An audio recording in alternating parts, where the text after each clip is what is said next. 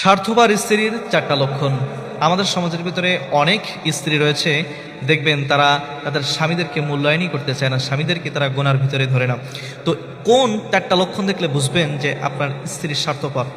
এক নম্বরে আপনি দেখবেন যে স্বামীর কষ্ট তার কখনো চোখে পড়ে না। যখন দেখবেন যে যেই নারী স্বামীর কষ্ট তার চোখে পড়ে না, বা স্বামী এতই কষ্ট করলেও তার সেটা মনে হয় না যে স্বামী তার জন্য কিছু করতেছে, তখন আপনি বুঝবেন এই স্ত্রী হলো স্বার্থপর স্ত্রী, বা আপনার স্ত্রী স্বার্থপর, বা আপনার স্ত্রী আপনার খেয়াল রাখে না, আপনার স্ত্রী আপনাকে ভালোই বাসে না।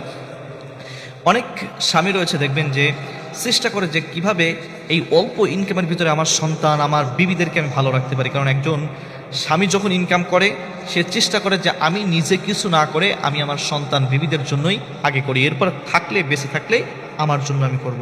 অনেক মানুষ এটা বুঝতে চায় না, অনেক স্ত্রী রয়েছে এটা বুঝতেছে না, লাখ লাখ টাকা ইনকাম করলেও তারা স্বামীদের কষ্ট বুঝে না। কি করেছো আমার জন্য? কিছুই তো করতে পারে না।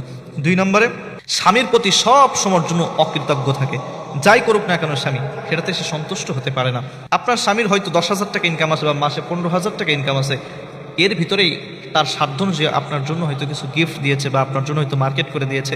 সে চিন্তা করে পাশের বাড়ির ভাবি দেখো তার স্বামী তাকে কত দামি শাড়ি দিয়েছে, কত দামি থ্রি পিস দিয়েছে, এই দিয়েছে সেই দিয়েছে, এটার উদাহরণ দেয়।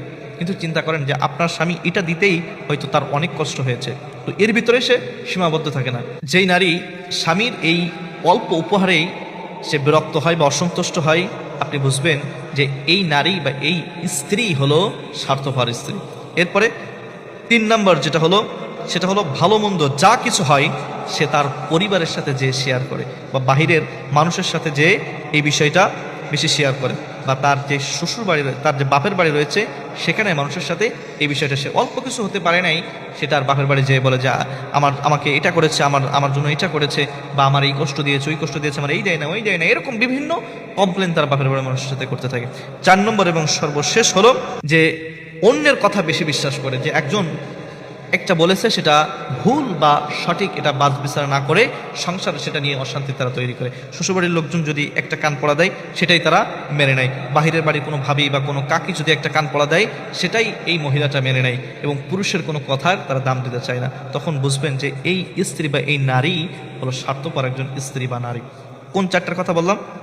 1 নম্বরে স্বামীর কষ্ট তার চোখে পড়ে না, এরপরে সে কোনো কিছুতেই স্বামীর সন্তুষ্ট হতে পারে না, এবং ভালো মন্দ যা কিছু হোক তিনি বাপের বাড়ি বা বিভিন্ন মানুষের সাথে সেটা শেয়ার করে, এবং অন্যের কথা বেশি শোনে। এই 4টা লক্ষণ যে নারীর ভিতরে দেখবেন বা যে স্ত্রীর ভিতরে দেখবেন, বুঝবেন এই স্ত্রী হলো স্বার্থপর স্ত্রী।